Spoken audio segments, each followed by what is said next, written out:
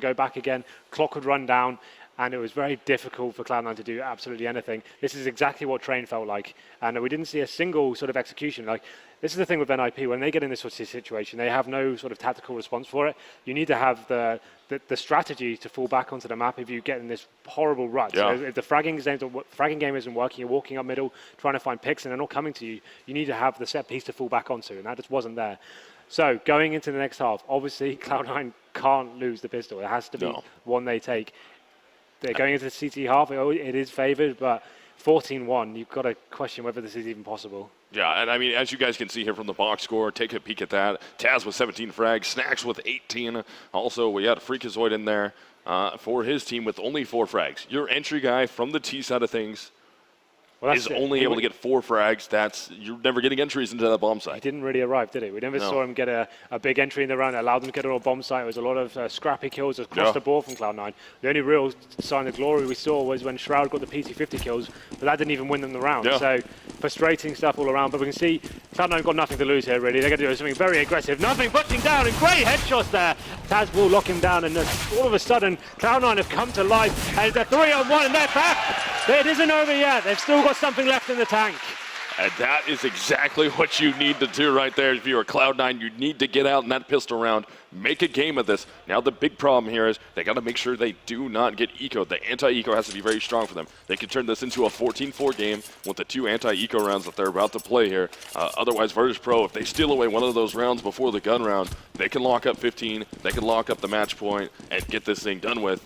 But it's all going to be up to Cloud9, how aggressive they get, what they try to make happen here. It looks like they're going to try and force down mid. They're going to send all 5 down middle through either Banana or Ult at the time. And it looks like Shroud gets the first one, but Taz is quick to trade him out. So 4-on-4 now, no advantage for either team yet except for Cloud9 with the gun advantage here. And Skadoodle's able to hit a shot onto Taz. Nothing's right in there. Famas headshot onto Pasha. And we're going to have Snacks actually take down Sean Gares as Neo gets removed from the round. So now it's all up to Snacks here. He's going to be 1 versus 3. He does have that MP in his hands. He gets spotted there. Here comes Freakazoid, going to rotate over with the P90, and Freakazoid gets the frag, and that's a 3rd round now for Cloud9. Cloud9 need to start believing at this point when they can start converting these rounds, get the 3-0 on the CT half. It is a CT bias map. They just need to make sure they go round for round, keep the morale high in their camp, and see what they can do here. Full eco coming in from VP now. This is another round they can guarantee themselves as long as nothing silly happens. We've seen them do very aggressive the last 2 rounds. Let them just fall back a little bit now. Yeah. They've read there was a force buy. You don't need to commit and even give away any frags. Skadoodle here, he's got the scout, sending a nade down there and just reviewing what is going to happen in the south. We see Virtus.Pro keeping as a group of 3 there in second middle, just kind of slowing the pace down and seeing where the CTs are facing. Yeah, but look at the discipline coming from Virtus.Pro here. How much money did they spend this round? Well, not absolutely nothing. They did get P250, but I mean, almost no money was spent this round. And they're just committed into this. They want to save. Yeah. Oh, man. Nice shot there coming out from Snacks. But they just want to save into this. They know that if we just hold on here, we don't have to try and force the issue. It's 14-3 right now, guys. Try and get through an eco round. If we can't get it, we'll have plenty of money. We'll do it on a buy round. And Shroud does take down Taz. Skadoodle's trying to get around the corner. Shroud's able to get 2. Skadoodle gets himself 2, and it's all up to Pasha here. He's going to be the last one left. He's going to hunt for this frag from behind. He does see, who was that? Sean Gares trying to run away. Sean Gares going to turn back around. Sean Gares will get the frag onto Pasha, and that's going to make it 14-4. So now Cloud9's only down by 10 rounds here, and we'll have to see how it goes in the buy rounds. I don't know if it's manageable yet. Well, it was a good recovery. Nothing getting taken down by a PT50. I thought, oh God, not like this. Don't lose to the PT50s. But they recovered it quite nice and didn't have to drop a frag after that. Full AK by now from VP. They have got a lot of smoke grenades to play with as well. And Skadoodle has picked up the AWP. This is what they can start changing their around positions in maps. He's actually going for an aggressive pick as well. I like this. He needs to shut them down nice and early. You can see if he can find anything at all. No one's going to be facing him from that balcony area, but he's going to get some decent nade damage off. And now he can just watch people boosting into the boiler room area.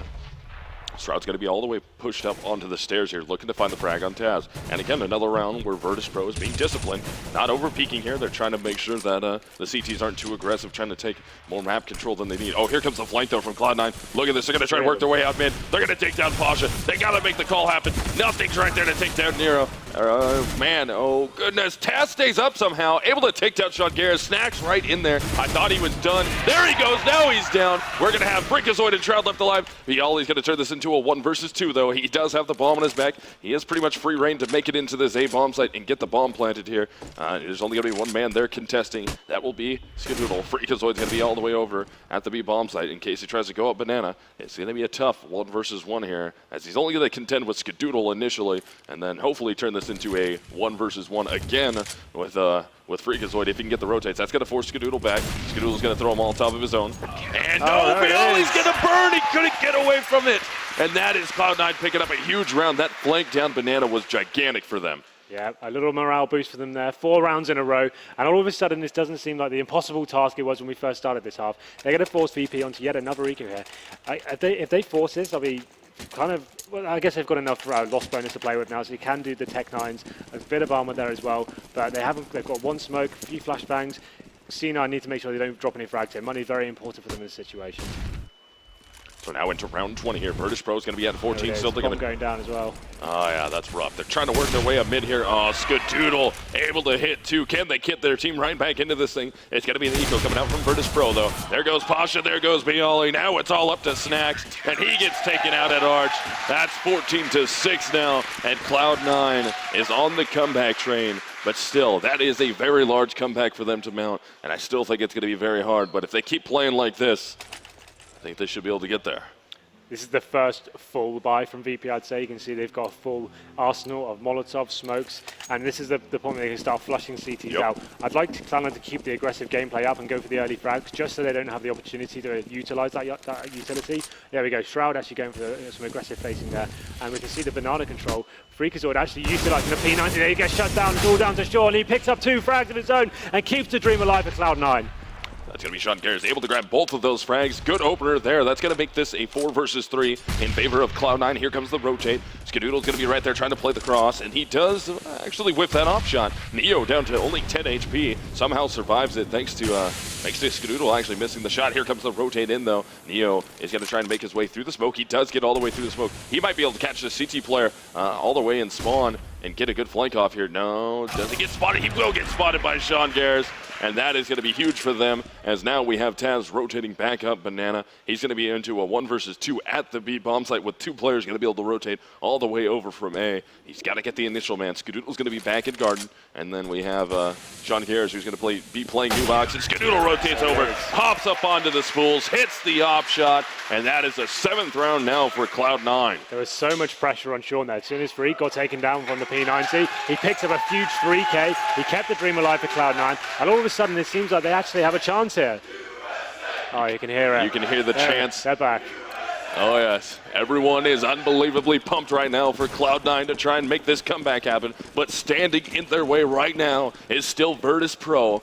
And they have 14 rounds to their name. And they've been shooting very well, very effective in the first half. Let's see if they can keep it going here. So far, it's been all Cloud9. Pasha does open that up, able to take down Sean Garris. That's going to make it a 5 versus 4 here. And the aggressiveness doesn't pay off. Skadoodle's able to hit Neo. Can he keep it going? One more player down. That's going to be nothing. Who takes down Pasha? And the aggressiveness is working out right now.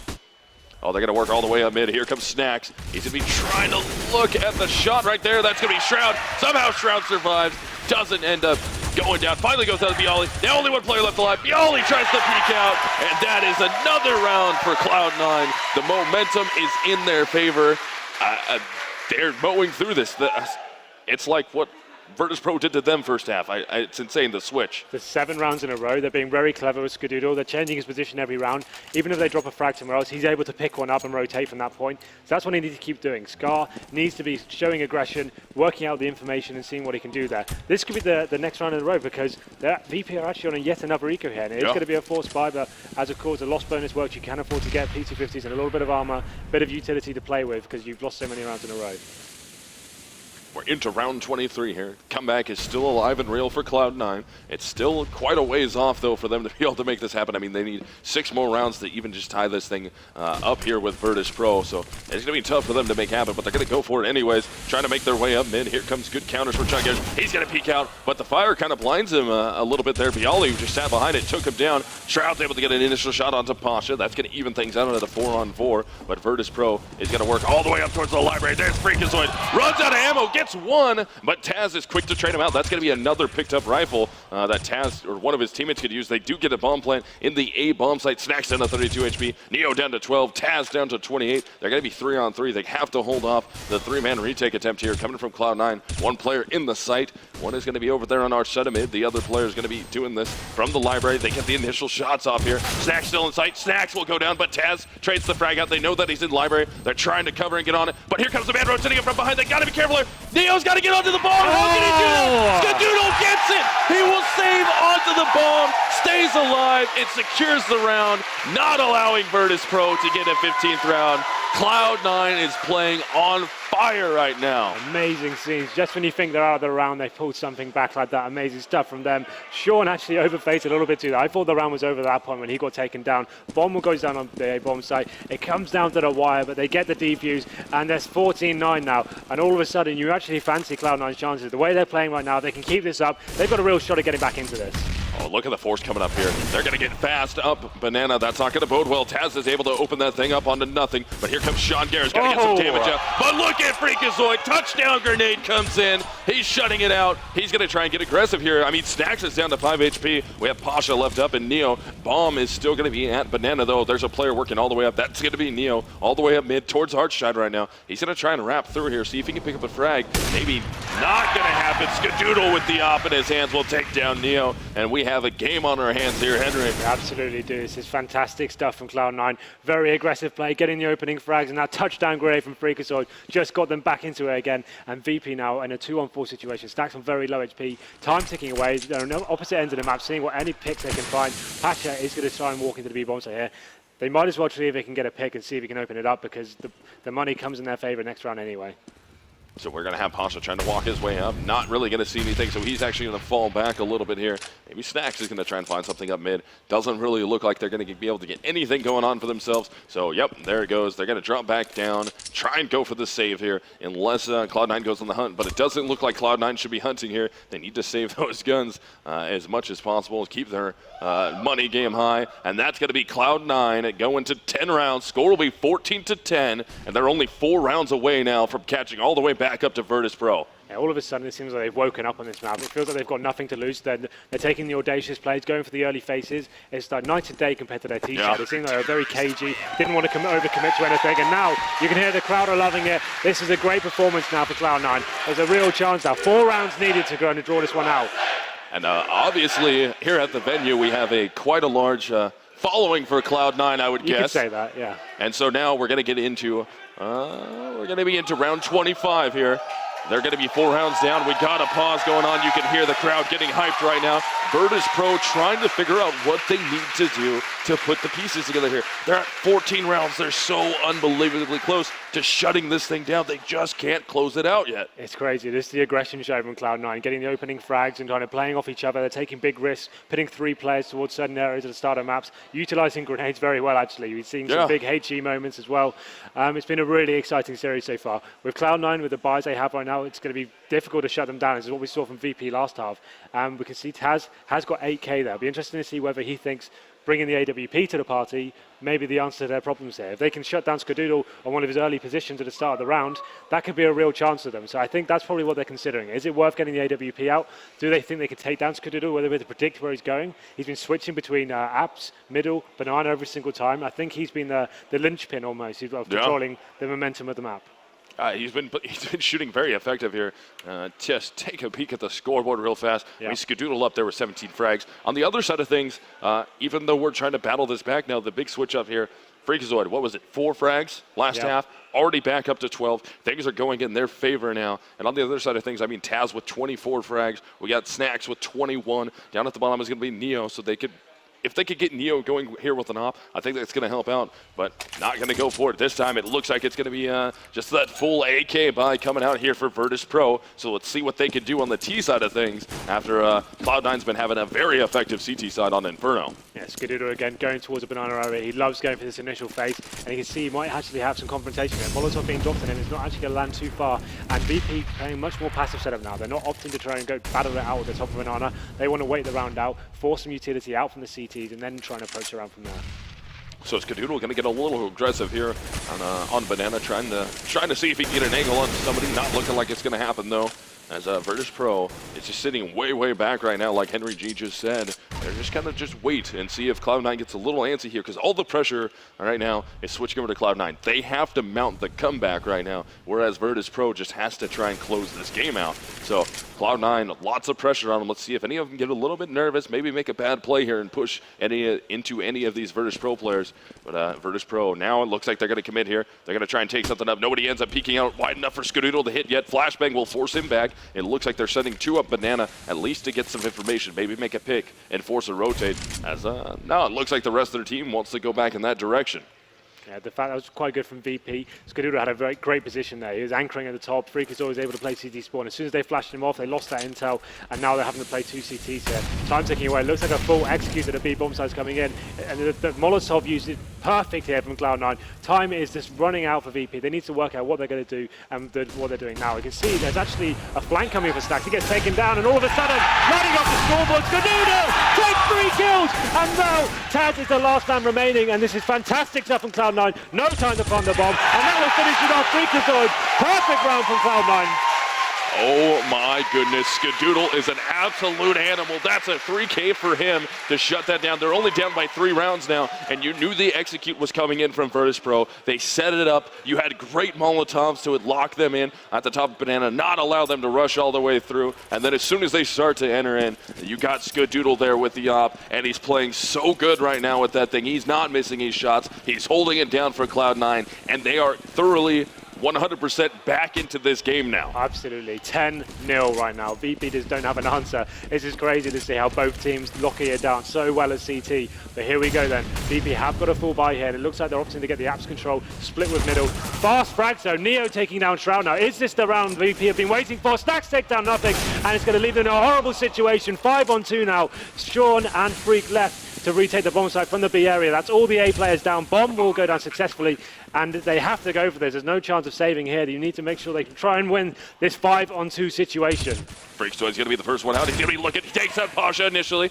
They have the ability to do it here. They're going to be 2 versus 4 though. He's going to peek out again. Can't take down the initial player of Neo. There goes Sean Garris, and Virtus.Pro will lock up that 15th round. They've been hunting for it for so long on such a dry spell. They finally collect it. Now Cloud9 into a dire straight situation again. They got to get these last 4 rounds in their favor to be able to make this happen. They've still got enough economy to play with. They've got the full buy they've been used to. Skadoodle with the AWP. This is still possible for them. They've just got 10 in a row. Getting 4 in a row is not going to be a tall order for them. Easy to keep up playing. There was an anomaly from VP. They just kind of ran up middle, got the opening frag. As long as they lock that down and get back into the swing of things, I think they'll be absolutely fine. I really wouldn't be surprised if this went to overtime.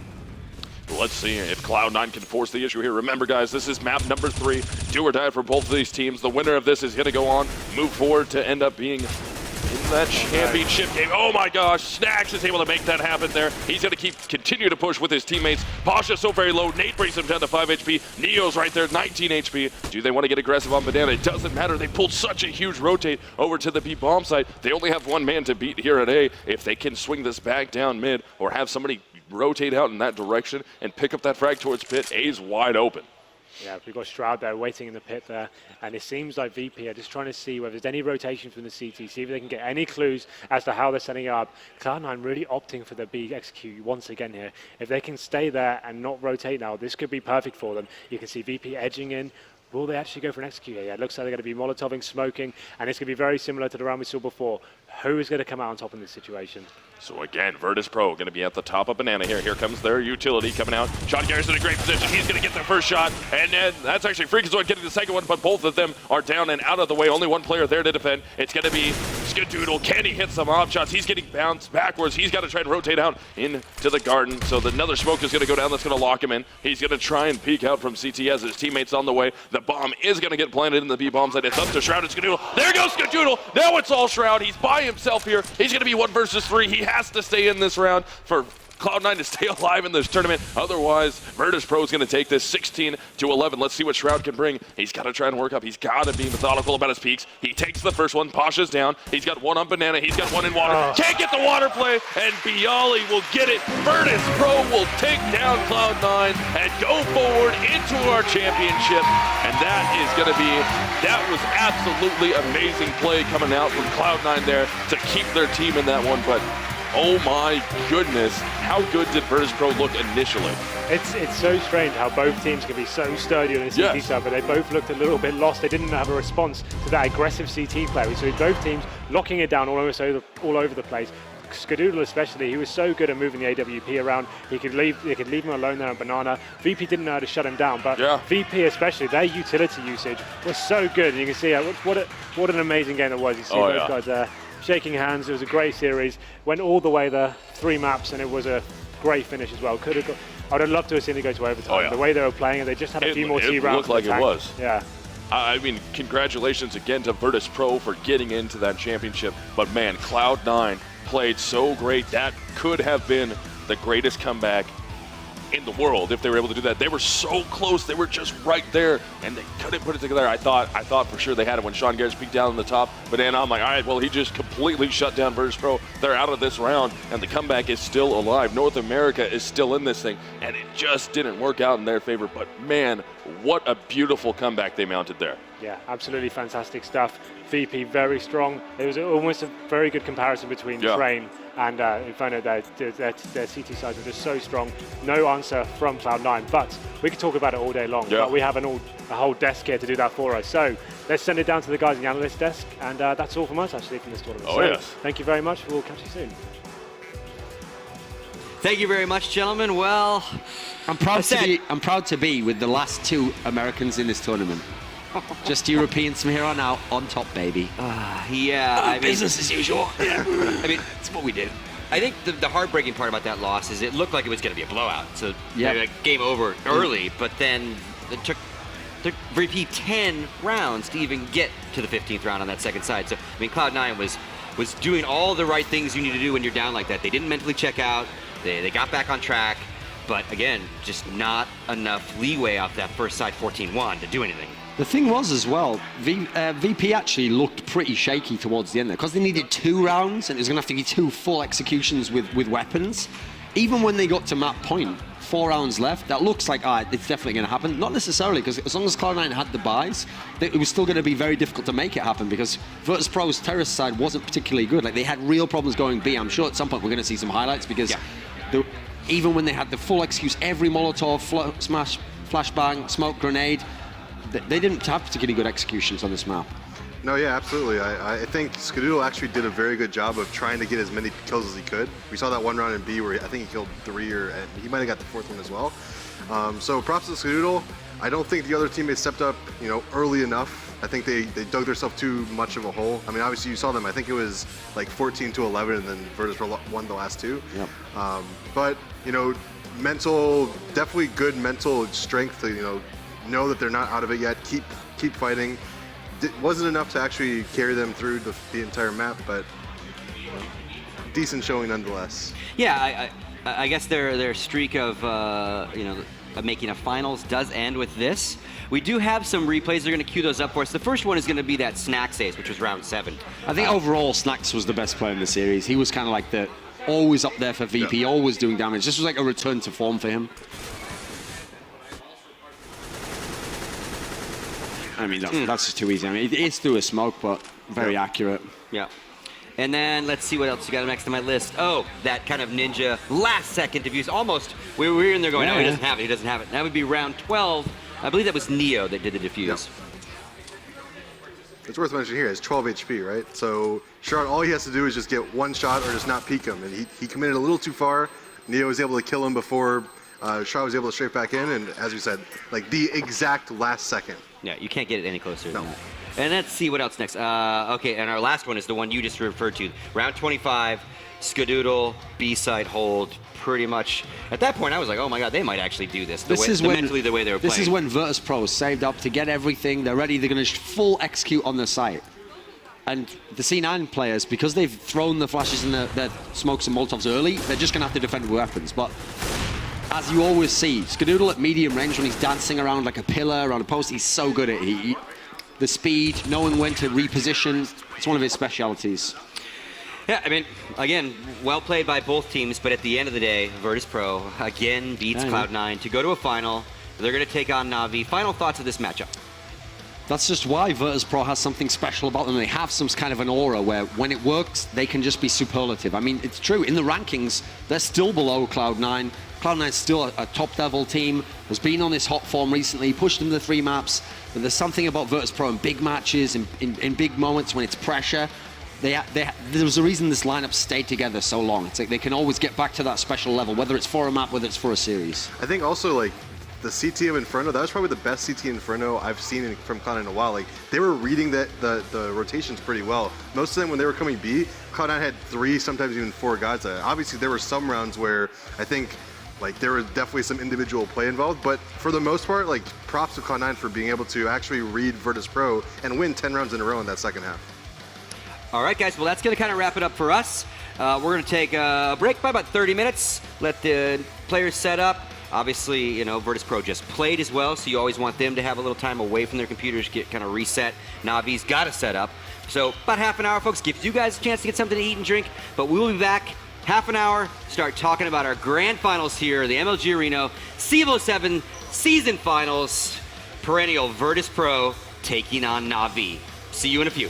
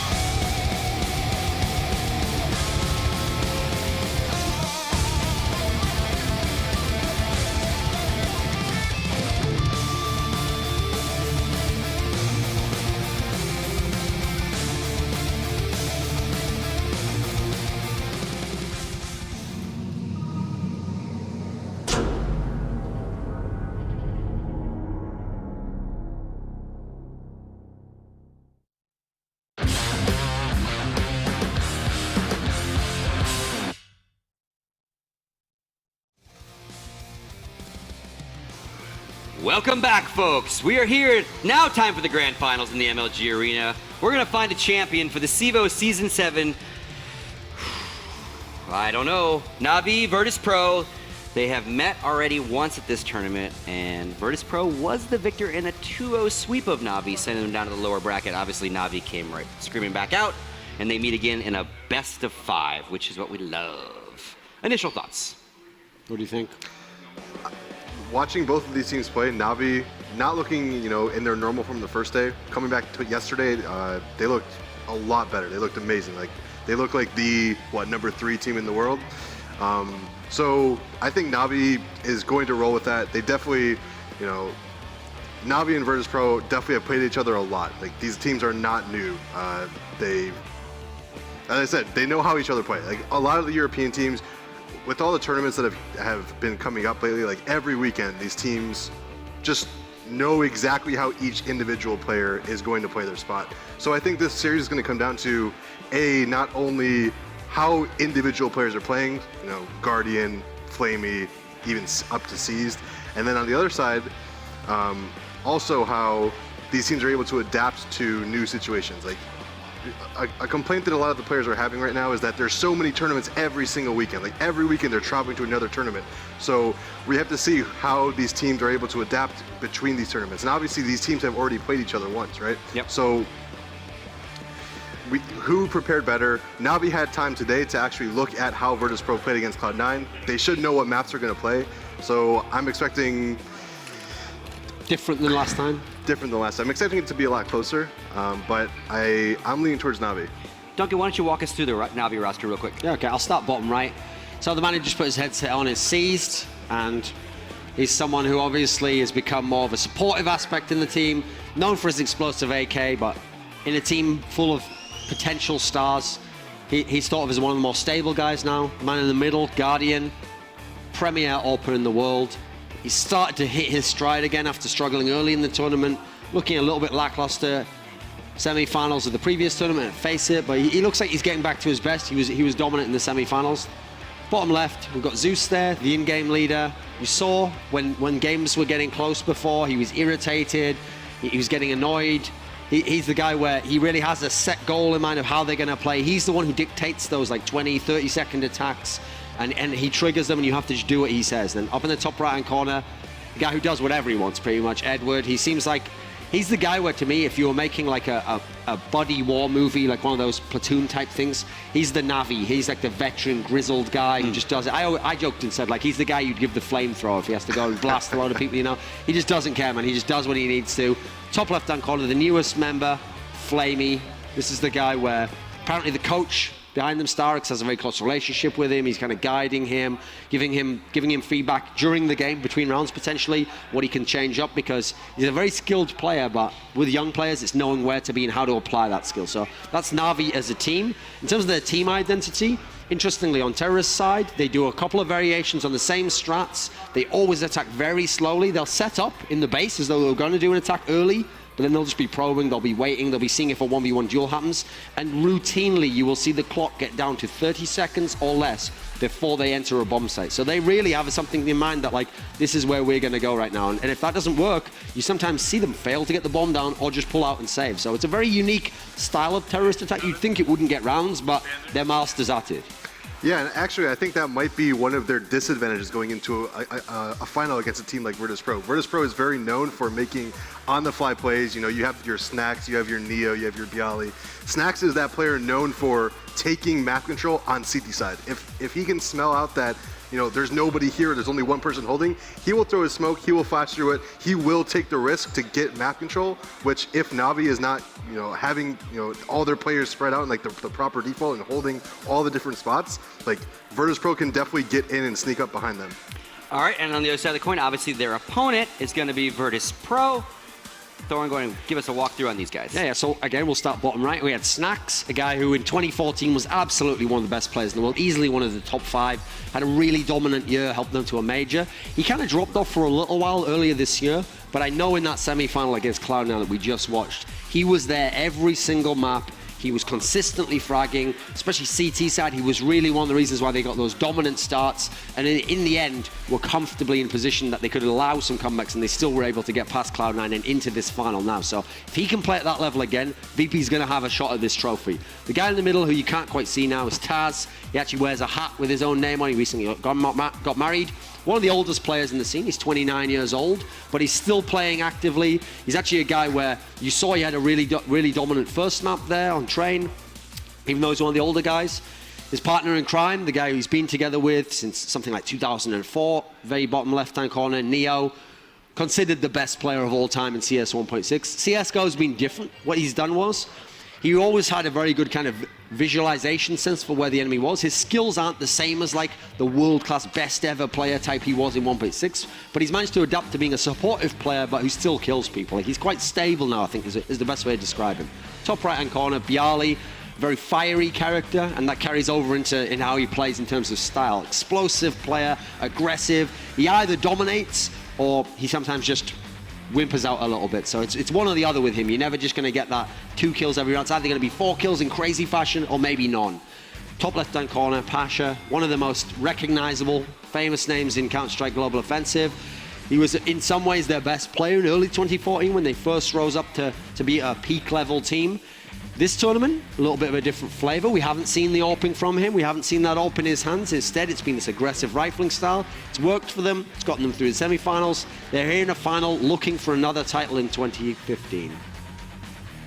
Okay. One thing to note, too, on Virtus.Pro is they are the higher seed of the tournament. Yep. So when it comes to how the veto process starts when we get to that, they get the choice. Because remember, it's best of 5. Yeah, they do get the choice, of starting that process, first ban or not. So that will lead into it. To give you guys an update of how they played earlier, because we're going to get to the maps very soon. They've played Overpass, and Virtus.Pro beat them, Na'Vi in overtime, 19-15. And then they played Train, and Virtus.Pro really beat them 16-5. So that will be interesting to see what maps come out of this. Obviously, it is a best of 5, so only 2 maps are not going to get played. So we're going to see these again, probably. Probably, if I'm a betting man, and I'm Na'Vi, I'm definitely banning Train, but we'll see. You would think that, but also Thor and I have been talking this entire weekend. Na'Vi does not play Cash. They never play it. So are they going to take the risk and not play the map that, sure, Virtus.Pro beat them on yesterday? Or do they just say, well, sure, they beat us on Train, but we don't play Cash, so we're just going to drop that. Well, here's the thing is, you have to remember, yesterday's matchup, not only were Na'Vi, in terms of form over the last few months, expected to be the favorite, not only were they, in theory, in terms of matchup, they're the ones winning recently, but the 2 maps that we played yesterday were Overpass and Train, and they're considered to be 2 of the best maps for Na'Vi, and yet VP won Overpass in overtime, and then Train, again, they were dominant just as they were today over Cloud9, so Overpass, this is the difference. Most teams don't want to play Na'Vi on Overpass. VP said, listen, you want to play Overpass? Let's dance. Yeah. Now, I wonder in this particular case, there's no way Na'Vi's going to ban Overpass, because again, it was even overtime. They're still willing to play. I'm pretty certain in these 5 maps, we're definitely getting Overpass. Yeah. Remember, since you only get 1 ban each, I figure it has to be Cash for Na'Vi, especially because VP's a good Cash team, even though what happened today. And then for VP, I'm just going to go ahead and assume it's Dust 2, and everyone's going to play the rest. Oh, we've had a ban of Train from Na'Vi here. Interesting. I am now the world's top analyst. Thank you very much. So and Dust 2 again, as usual from Virtus.Pro. Thank you. Listen to the crowd. Yeah. Now you have to realize the key thing about that, Scoots, is that Na'Vi is a really good Train team, but in banning Train, because they don't like what they saw yesterday, that ensures Cash is now in this best of 5. Yep. So unless they can win clean, if Cash is late, they might have to play a map that they're banning and they don't really even play much. So they start with Overpass. Again, this is bold. They're going to pick Overpass. The map that Virtus.Pro was able to win yesterday, they were able to win it on the T side because both teams had both strong T sides. Now Virtus.Pro cleverly picks Cash once it's available. That's an obvious pick to me. We should definitely be going with that. I'm expecting for Na'Vi, maybe Mirage next. Strong map for VP as well, but I think it's Mirage or Cobble, so I'm going to go with the Mirage. I would assume they'll pick. If they don't, I'm pretty sure the Mirage pick is going to go to Virtus.Pro. So let's see. Na'Vi, classically Mirage. They went away from for a little while when they brought Flame in. They actually weren't as strong on it initially. They've gone back to it now. Okay, they picked Cobble, a map that earlier in the year, Virtus.Pro kept telling me, we love this map, we're going to play it a lot. So what's good about this series is, aside from Cash, these teams love them all. So okay, obvious Virtus.Pro Mirage. That means if we get to Inferno, if we get there, in theory of these teams, maybe Inferno's more towards the outside of the put. It's going to be the last map. That would be the 5th map if we got there. So just breaking it down now, how I look at it, Overpass, this is my really difficult one here, because I think Na'Vi is the best team in the world on Overpass.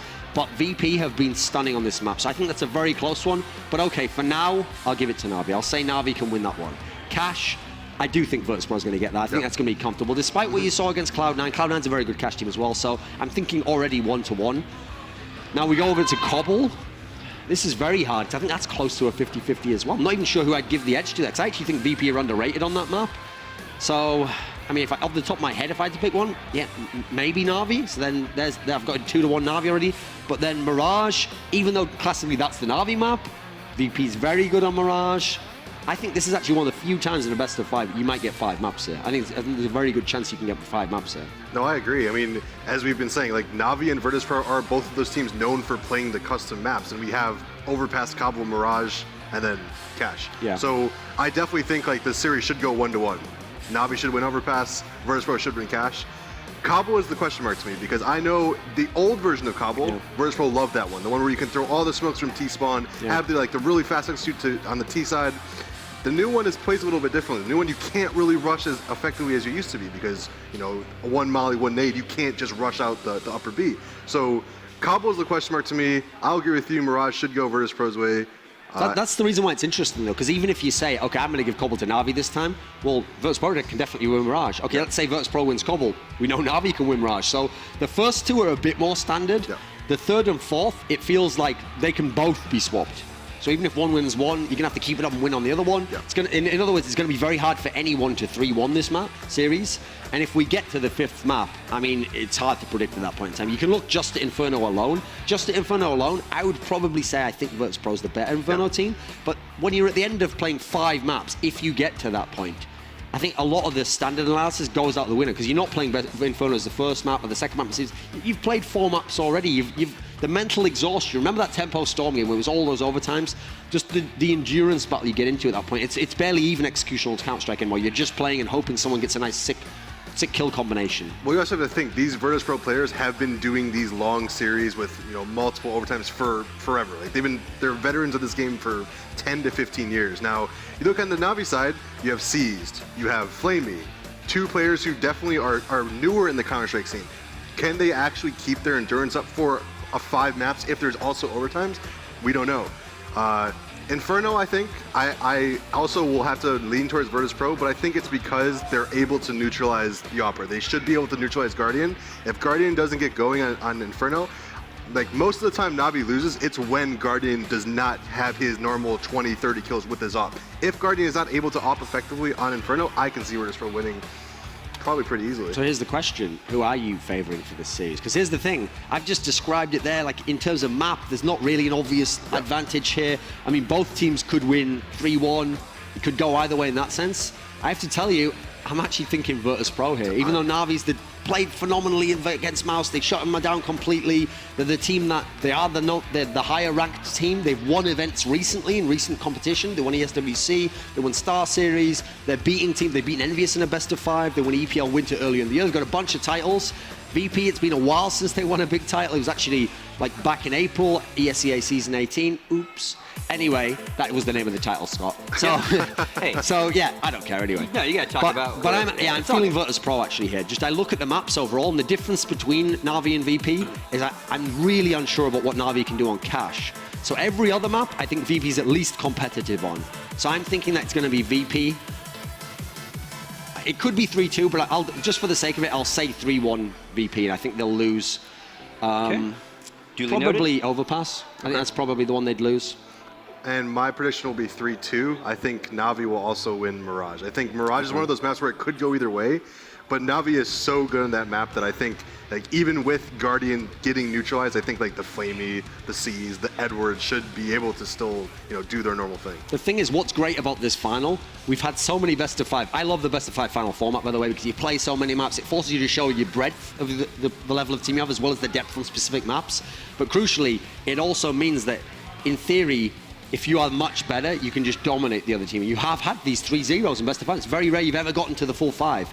I'm pretty certain we will not have a 3-0 today. I'm almost certain of that, because there's too many maps that they're all competitive on, and just to keep up that level of play, to destroy either of these teams 3 in a row doesn't seem like it's going to happen. They both have resilience, so I'm thinking it's going to be at least, there's no way 3-0 basically. I'm just certain of that. But you're both picking VP. You didn't say the name, but the way you were talking about it. So, but Navi will take Overpass and Mirage. And they'll just take Overpass for you. Yeah. Okay. So we're going with the underdog here. Yeah. Now, let's, we throw the term out Virtus.Pro all the time. When they get rolling, they really get rolling. Can they win if they don't roll? Like the plow, if it doesn't happen? I mean, it's certainly hard to pick. Here's the thing. In a sense, I actually think man for man, Navi's roster's better. I think they have better players right now. I think Guardian's, in theory, better than anyone on Virtus.Pro. I think if you just went player for player comparing skill, they'd win out there. But as a unit, I think the chemistry of Virtus.Pro is amazing. And that's what the plow is. The plow is when all these players play the role they can, they follow up with each other. They are really like a brotherly team in the sense that it's like, you don't just like let this guy go off and you trade kill him just in a cynical manner like your stats up. You're following it up and you're just going to together. That's why it's a plow. It's like the first guy comes and then the next, then the next, then the next. And if you can sustain that, you can kill all of them like Skadoodle could on that one run. Fair play to you. Like you're a better man than many people in Counter-Strike, but few people can because it's just such an onslaught. You have to be very good to be able to handle that. Now listen, I've seen Guardian sit there like a static AWP like Skadoodle, pick up frags all day long, but he's going to have to be at his elite level, world-class best if he's going to win a best of 5 over Virtus.Pro. I think Virtus.Pro as a team, they've just got the style to be able to beat Navi, even though they are underdogs. And if Virtus.Pro has the plow, what does Navi have? Guardian? They've got Guardian, they've got Flamey. That's a great player there. He himself can... If Guardian and Flamey are both on fire, they can be the 2 best players in the whole server. They can neutralize everything Virtus.Pro has. Now, Flamey is not as consistent in that sense. He's very up and down. He'll have a series that's good or a map that's good. So I don't think even Navi know which Flamey is going to turn up in that sense. But it's true, if the stars of Navi are there, like I said, because I think they have a better roster, they can supersede the style of Virtus.Pro. But I just, in a weird way, I think I just rely on the style of the unit over the individuals in this particular case. What do you think the keys are if VP wins? I think the most important thing is going to be like Neo. I mean, on their CT sides, Neo is going to have battles against Guardian with the AWP. Is Neo able to stand toe-to-toe with him? I don't think so. It's possible. I mean, we talked about it earlier, about even Neo versus Skadoodle. He did a pretty good job. I mean, Skadoodle still was able to win a lot of the battles, but I think when Neo knows he's playing against another world-class opper, he usually just doesn't even take the fights. Like, he'll go for the rifle kills when the opper started posting on him. Well, let's fall back. Guardian, you can hold for Neo as long as you want. Neo just won't peek you. So, I mean, we also need, like, as we said before, the Snacks kind of wild card. If Snacks is doing his crazy plays, which usually that's when Snacks goes big. Snacks usually goes big in these finals, along with most of the other Virtus.Pro guys. So, if Snacks gets in his groove and just that confidence with him, pushing like the wild man that he is, I mean, that's going to be really, really hard for Navi to control. Another thing that always makes it feel like VP can always somehow return to that best form, always beat almost any opponent, is they're just so money in those clutch situations. Listen, you can beat them in terms of, if you, like Cloud9 did, you just set up this crazy defense, shut them down completely. They don't even get in the site. They get in the site with 2v5. But if you let them get down into like a bomb plant situation or a bomb defuse situation with a 2-on-3, even if they're on the 2 end of that, they're so good under pressure there. They seem to play off each other so well that they're always dangerous in that sense. And we saw it in the Cloud9 game, even sometimes when they were on ecos, if they could get down to that situation, now they would really put the other team to the test. So I think that's a great formula to win. That's what I think made NIP so successful. Even in the latter era when they don't win titles, they could always stay in games with better opponents, because if you can win all the clutch rounds, now they have to completely blow you out to win. And so I don't know if Navi, like I say, Navi would have to be at their absolute top. We'd have to have Flamey going off. We'd have to have Guarding off to totally crush them. Otherwise, it's going to be very exciting in that sense. Okay, well, let's talk specifically about the first map. It is Overpass. You guys both say that Navi will take this one. So more specific thoughts on this match. See, it's hard for me to even say that they will take it, because I think VP's a very good team on this map, especially because their terrorist side, we know they're one of the best terrorist teams in the whole world. They're so, so good. The problem is, when you play this particular map, you know if you go long towards A, Guardian is going to be sat there. And his first shot is so fast, I don't know that you can peek him out. I don't know that you can flash him off. It's like you either have to go there and fight him, or just stop going there, or feint and just hold him there. It makes it so hard to attack that A site, because VP, if you notice, they love going to that A site. In fact, that's the majority of the time where they're heading towards, and they only tend to go the other way as like a fake, or if they get pushed off the A site. So I feel like that's where the difficulty is going to be. Whereas for Na'Vi, I mean, Na'Vi can go anywhere on this one. We see them go to the B site often. I feel like Na'Vi's got a more varied attack. With VP, it's like they've got a couple of things. If they make those work, they can win. But they are brute forcing it to a degree. No, and also Virtus.Pro CT side yesterday in Overpass. We were talking about how they haven't really adopted to the new meta of Overpass CT, and they usually are playing a lot farther back, holding passively in the site, letting them try to come in. And yesterday, when they actually beat Na'Vi, or earlier today, they actually just pushed up and just got in their face and was winning all the gunfights. So, with that being said, if Virtus.Pro is able to do the same thing and Na'Vi doesn't have a response to it, like if Virtus.Pro gets those early picks towards like the playground area, Na'Vi can't really do anything about that. Like their only option at that point is to go B into the Molotovs, the nades, the smokes, the flashes. So it's going to be rough if Na'Vi doesn't find a way to neutralize that CT push from Virtus.Pro. That is something though where you'd expect they have that in mind though. Like, they're not playing train, that's out of the equation, they don't have to think about that anyway, but they know they played Overpass and they know what happened there, so they should have that in mind. They shouldn't attack the same way. They'll probably be a bit more cautious early on, moving up in teams. Don't just send Guardian on his own so he can get fragged by some guys super up close. All right, folks, here we go. Map 1 is Overpass. The grand final, CEVO Season 7, Na'Vi versus Virtus.Pro. Your casters, Helium and Launders, take it away.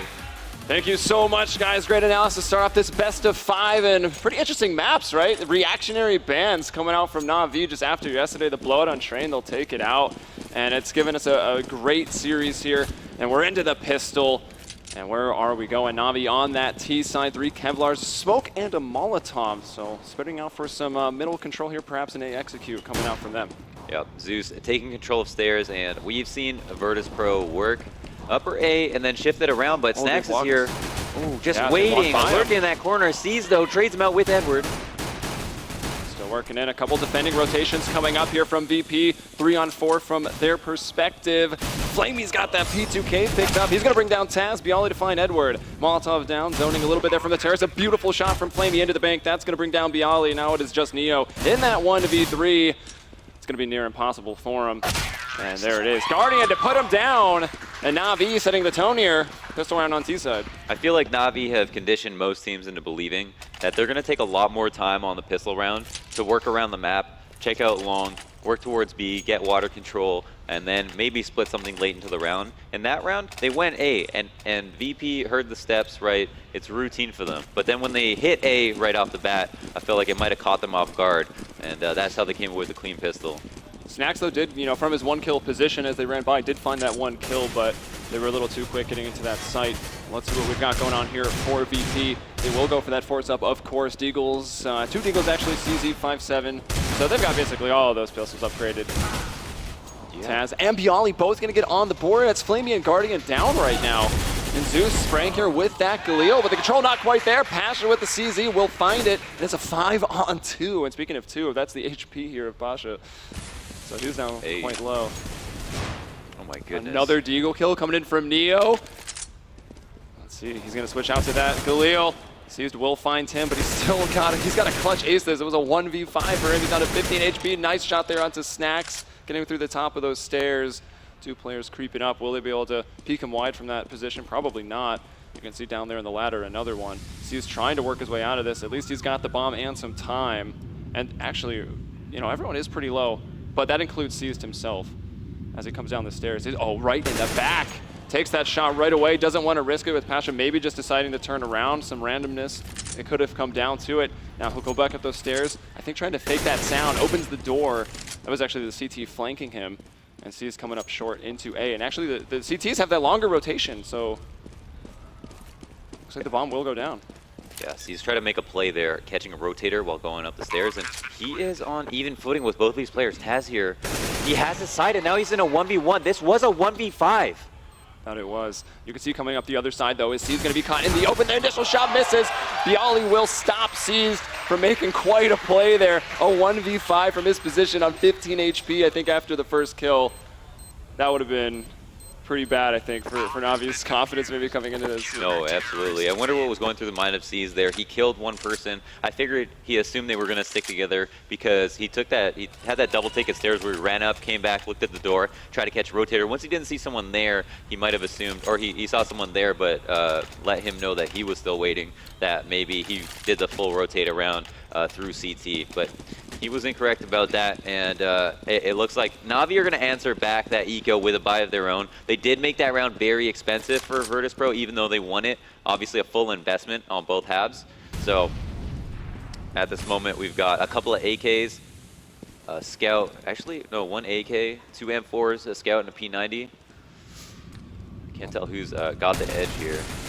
See what they do with it. C's does have an AK here as he did get a lot of money from those kills. Snacks to get the opener though onto Edward.